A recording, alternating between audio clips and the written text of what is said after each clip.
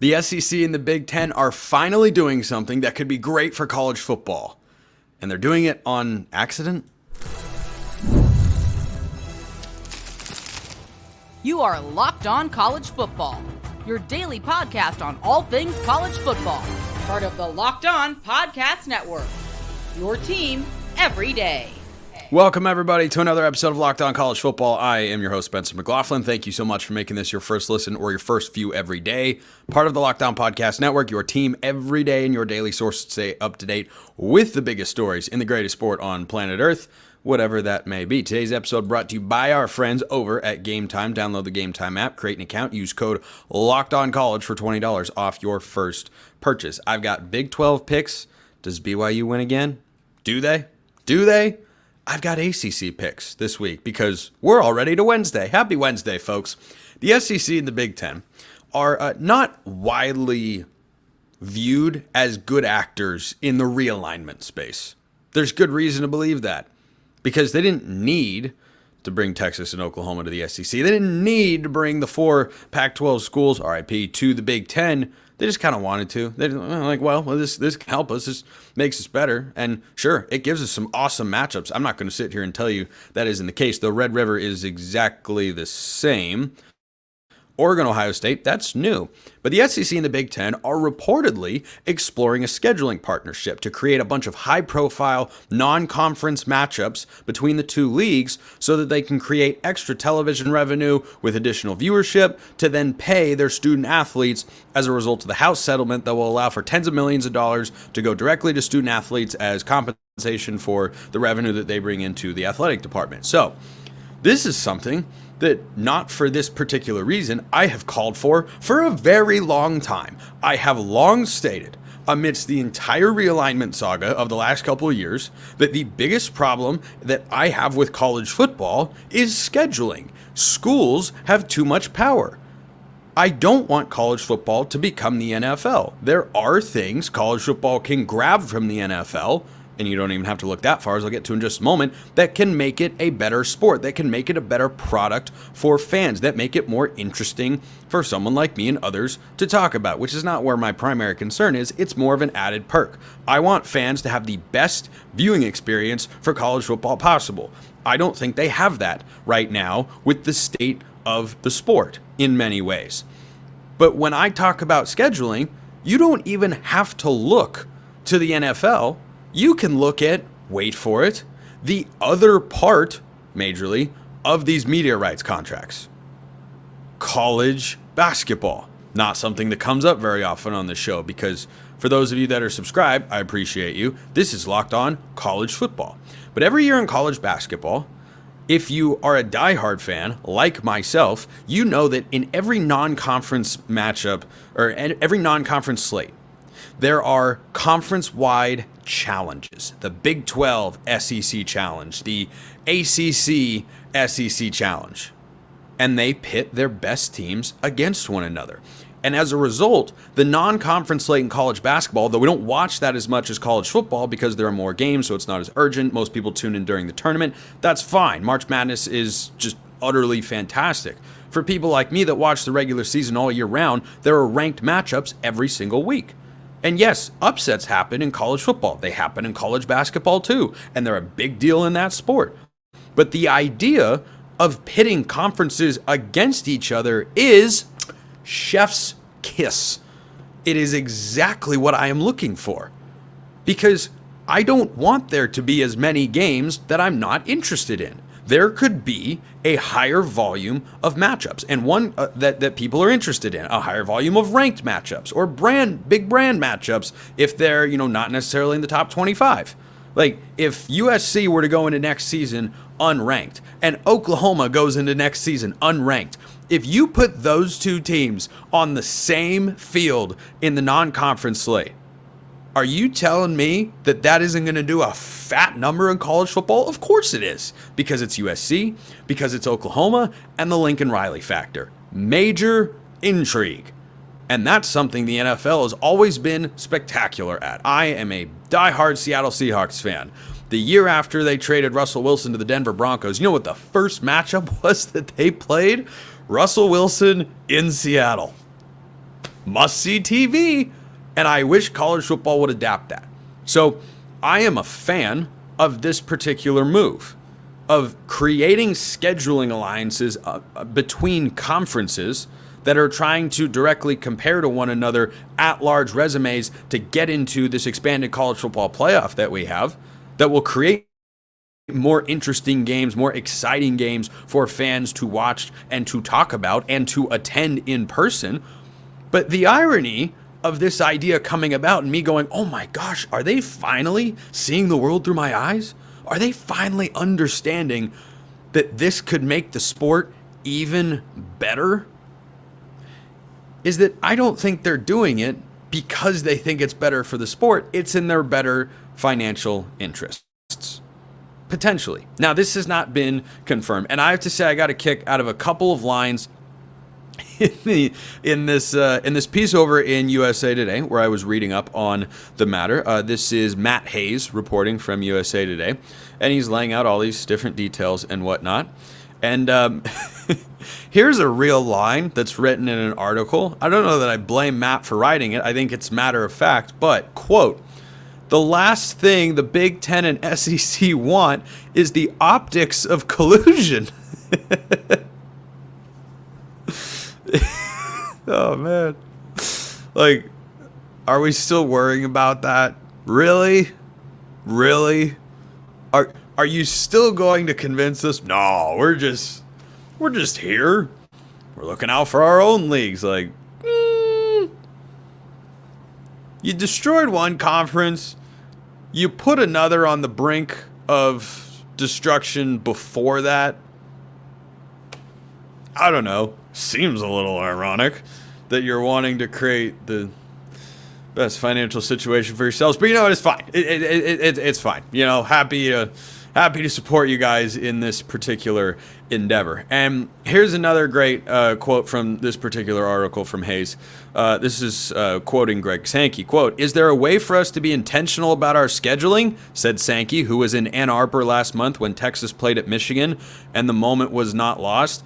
Quote, "Just an incredible experience. You stand on the sideline prior to kickoff thinking, what if we can do this more with our non-conference games? Look, why didn't you bring me in as a consultant sooner? I mean, why? Commissioner, we spoke very briefly at SEC Media Days earlier this year. Did I not communicate in that particular question?" I didn't. I'm just being sarcastic here and having some fun with it. But this could be a really good thing. It could be a beneficial thing. Now, if the SEC and Big Ten are trying to hog all these matchups to themselves, that's not the best thing in the world. But if we're going to go forward with these realigned conferences, you know what I want to do? I want to pit them against each other. And you know what? If the SEC and Big Ten do end up going forward with this, the Big 12 and the ACC should get on the phone and say, let's do the same thing. Let's see. No, we're not going to get as much television viewership as them. But boy, a lot more people are going to watch, therefore ad dollars are more valuable if we match up North Carolina and Iowa State than if Iowa State plays a Division II school and North Carolina plays Appalachian State. All due respect to the Mountaineers, they've had some good football teams over the years, but you understand the point that I'm underscoring here. There are better matchups to be had. The Big Ten and SEC not necessarily moving in this direction or pondering this matter for the best reasons. But if we get there at some point, the non-conference could be even better. And by the way, people have got protected non-conference matchups. Like Oregon wants to keep playing Oregon State, I think, I hope. Washington wants to keep playing Washington State, I think, I hope, etc., etc. Those don't have to go away. In the expanded playoff, maybe schools would be more willing to have tougher non-conference games because there is more leeway to get yourself into the playoff and you don't have to have 1 or 0 losses. So it could be good. We'll just have to wait and see. Let me know your thoughts in the YouTube comments or hit me up on X, formerly known as Twitter. The Big 12 is wild. It's crazy. It's fun. It's the most exhilarating conference title race in the country because I have legitimately no idea. Every other conference, like the ACC, it's Clemson or Miami. And the SEC, there are definitely more teams than the ACC that could win it. The Big Ten feels like a 2-horse race. Penn State could get its name into the fold, but BYU is the surprise team in the Big 12. To me, and many others. Do they win again? Oh, it's everybody's favorite game. Is Spencer going to pick BYU to lose again? You'll just have to wait to find out. First, a reminder, this episode brought to you by our friends at Game Time, which has this great feature. It's called Game Time Picks that makes getting tickets to see your favorite teams play live even easier. Game Time Picks filters out the fluff to show you only incredible deals on great seats, so you don't have to waste time searching through thousands of tickets. Who wants to do that? Nobody. Game Time doesn't want you to do that either. You get a panoramic view from your seat in the app before you buy, not after, before, so you know exactly what to expect. And they have their lowest price guarantee, or Game Time will credit you 110% of the difference. Take the guesswork out of buying tickets with Game Time Picks. Download the Game Time app, create an account, use code LOCKEDONCollege for $20 off your first purchase. Terms apply. Again, create an account, redeem code LOCKEDONCOLLEGE. That's LOCKEDONCollege for $20 off. Download Game Time today. What time is it? Game Time. Oh boy, here we are again. It's another week of Big 12 picks. It's another opportunity for BYU to lose its first game of the year. Remember, the Cougars and the Cyclones are both ranked inside the top 15. Iowa State's inside the top 10 thanks to the road win at Iowa, which continues to look stronger as the season progresses. And neither team has lost a game. Could BYU help the Big 12 be a two-bid league? Could Iowa State? Could they both? We'll wait and see. But I was late to the party on the Cougars bandwagon. You know, the train was leaving the station, and I was convinced, no, it's going to leave on time. It's not going to leave the station right now. It's not. And then I saw it inching away, and I thought, well, I can. That's probably a mechanical issue. They're just testing it out. And then it started to get full steam ahead, and I grabbed onto the ladder on the back of the caboose, climbed aboard James Bond style, got myself into the cabin, and we are all aboard. So, BYU, they're going down. They're going down. This time, I believe it. They have got... No, I couldn't keep a straight face. They're playing Oklahoma State this week.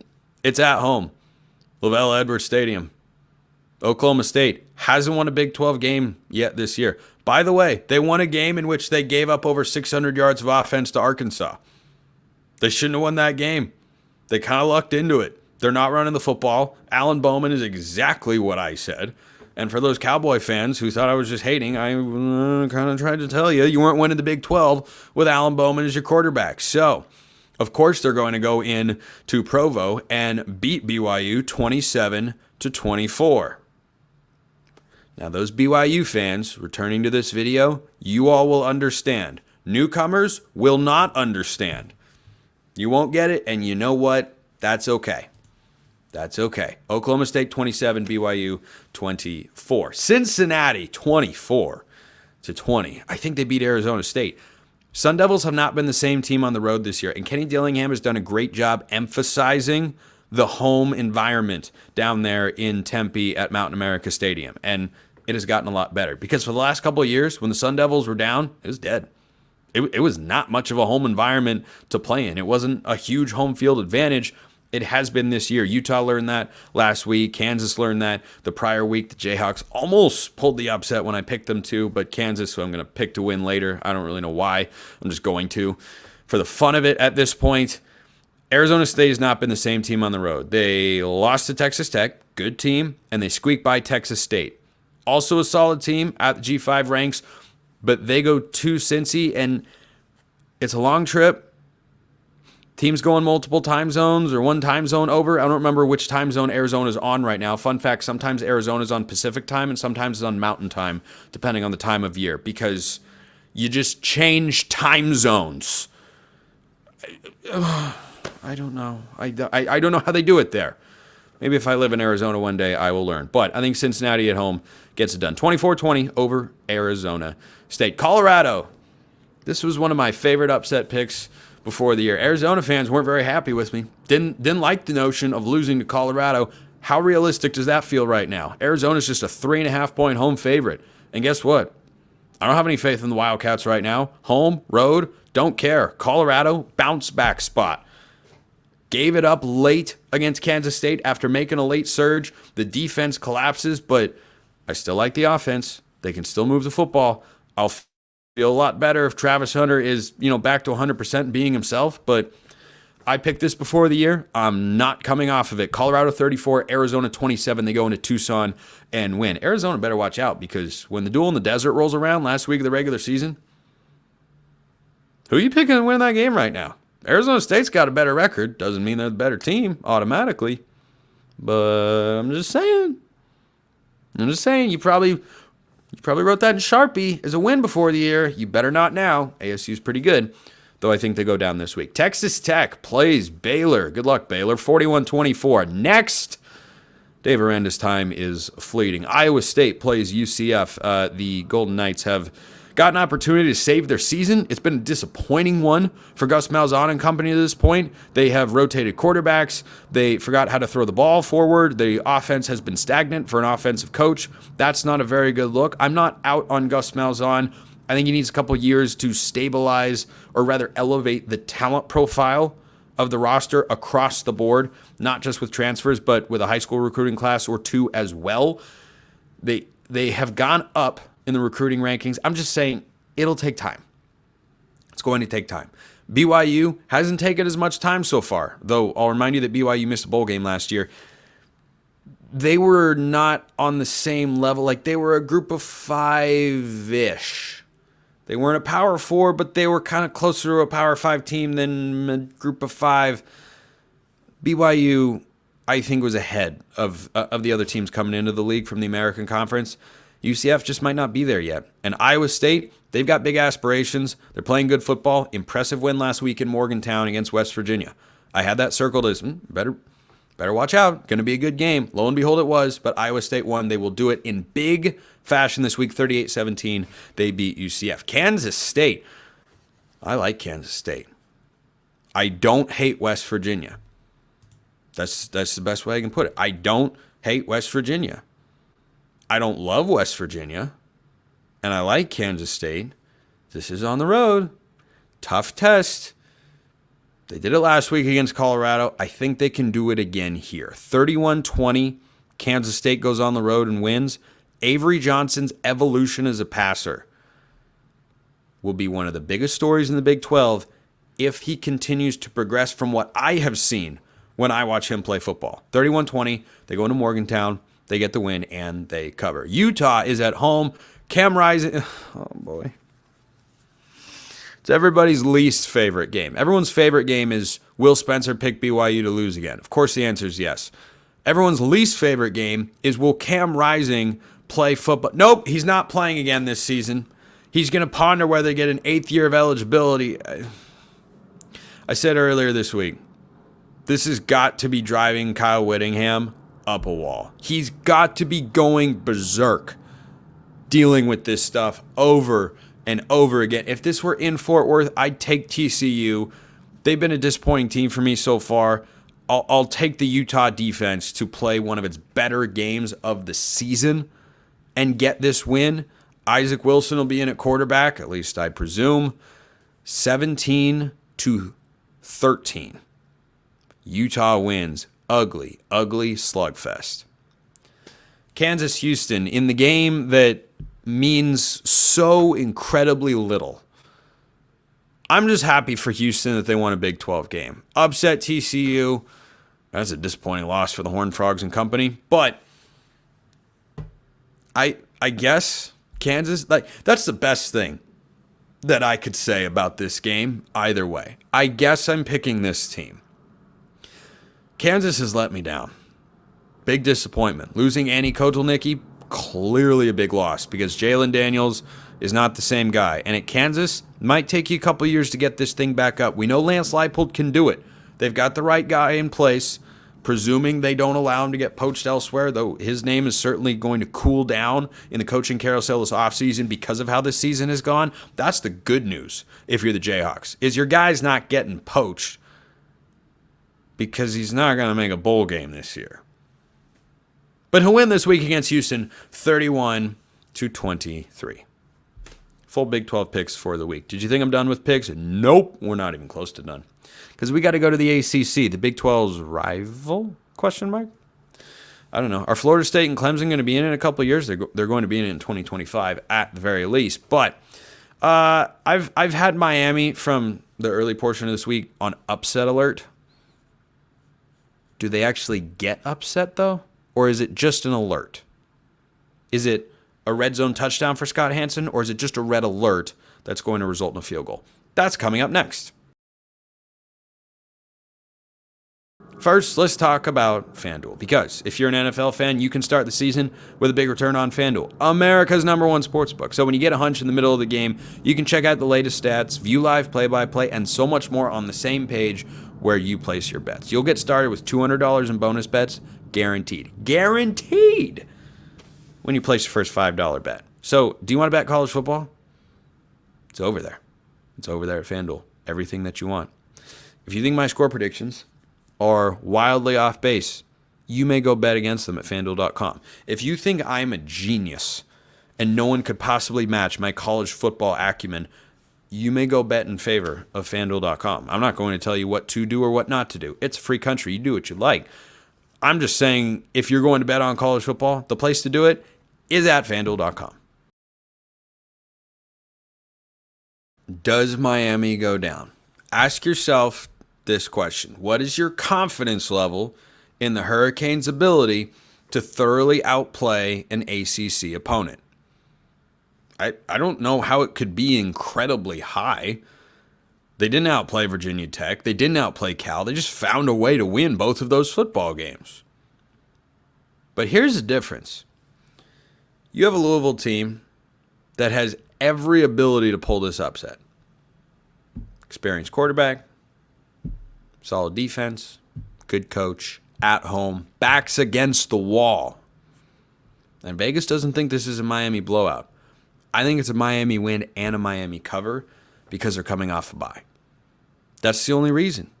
I think that ability to rest up after a long trip all the way across the country to play the Golden Bears of Cal in Berkeley on College game day at night and getting back at I don't even know what hour in the morning the following day back in the great state of Florida. Yeah, I think Miami is going to come out with a focus and actually showcase what their full talent is. But if Miami struggles again here, I'm going to look at Clemson as the ACC favorite. Did you know that last week against Wake Forest, you probably didn't because who was watching this game? Wake Forest took a 7-0 lead. Took a 7-0 lead. You go, whoa, Clemson. Look out. Yeah, then they went on a 42-7 run.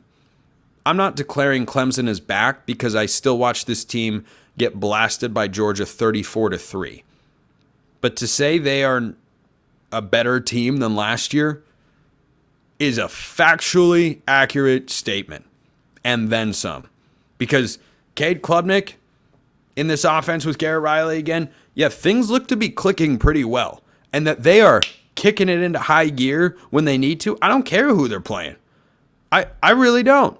Because if you are a team that is capable of winning a conference championship, you can turn it on. You do turn it on when you need to, regardless of opponent, and then you put your foot on the accelerator, you go across the finish line, and then Ocean's 11 style, you run over your buddy's car for good measure.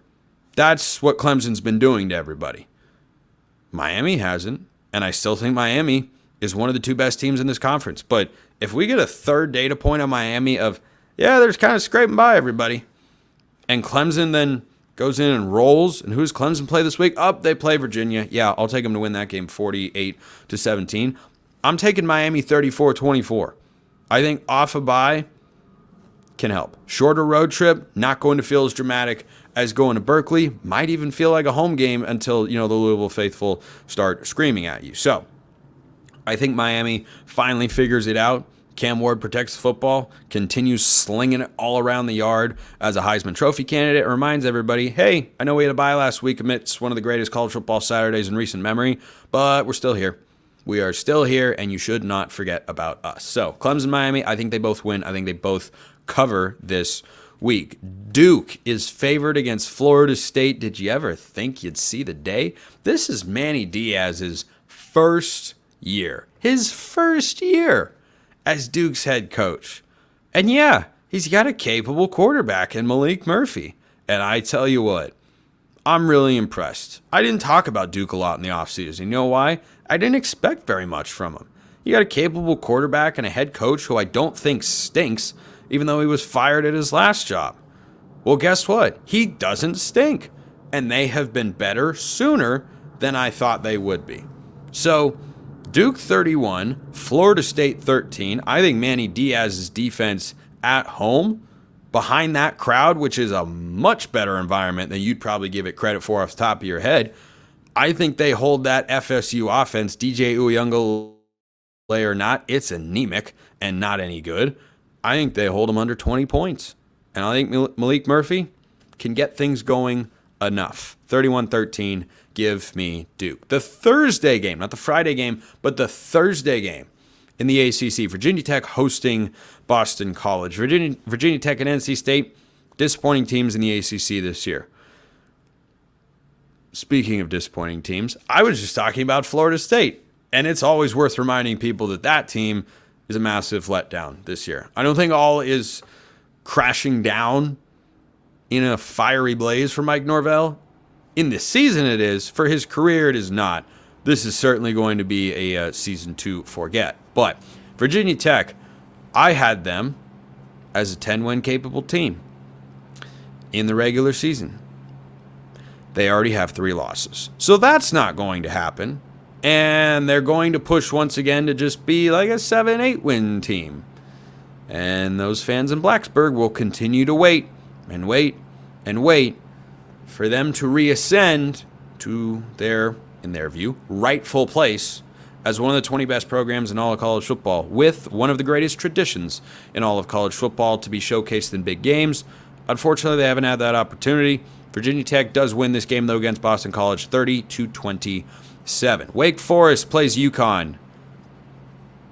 Wake Forest is an underdog by 1 point to UConn. Show the Demon Deacons some respect. 37-34, they beat UConn. Wake Forest defense has not been good this year, giving up a lot of points, but just for the sake of this is the ACC pick segment, we'll pick the ACC team against one of the few independents in all of college football.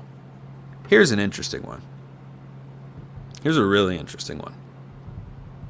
Notre Dame goes to Georgia Tech this week. Do you remember how this season started for Georgia Tech? The highest of highs. Beat number 10 Florida State, win the next week, ranked in the top 25, then fall out. What do you think Georgia Tech's record is right now? It's 5-2. It's pretty solid. It's pretty solid for Brent Key's squad. And they're being spotted 11 points, according to our friends at FanDuel, at home against Notre Dame. You may see unranked and number 13 Notre Dame. Pretty sure that's where Notre Dame is ranked these days. Might depend on which poll you're exactly looking at. And you might think to yourself, well, it is number 12 Notre Dame. You might think to yourself, well, it's Notre Dame. They're going to be fine. This game is in Atlanta. Notre Dame has not played a road game since the first week of the regular season. Do you understand that? This is the first time they're playing a true road game since that time. I think they have figured some things out offensively. They're not as great as I thought they could be with Mike Denbrock as the OC and Riley Leonard as the quarterback, but double-digit road favorite? Nope. Give me the Georgia Tech cover.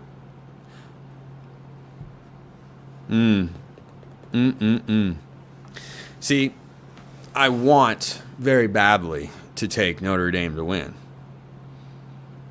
I just think Atlanta's going to be... I'm going to come back to that one. I really am. I changed that in the middle of... I had a pick written down where it's just Notre Dame wins, Georgia Tech covers. And then right as I went to say it aloud, on the air, I was like, I don't even know if I like that very much. So we'll come back to it. Cal is going to beat NC State because NC State is just not a very good football team. And Cal is not a very good football team. But Cal's a better, not very good football team than NC State. 34-20, they're at home, cross-country trip. Best of luck to the Wolfpack there. SMU goes into Palo Alto and somehow survives the curse of the farm. They're a big favorite. I think they win and cover. The offense with Kevin Jennings, quarterback, it's rolling for Rhett Lashley and company. it rolls here again. 45-17, they beat Stanford. Now, let me come back to this game and see if by the end of, this segment, which is not that much longer because we have a model we like to stick to here at the Locked On Podcast Network. Do I have the intestinal fortitude to pick against Notre Dame on the road? No, not quite. 24-20, Notre Dame wins. They sneak it out. If Georgia Tech pulls the upset, the only person I'll have to blame is myself. Appreciate everyone listening. I will see you next time, and until then, hope you have a wonderful rest of your day.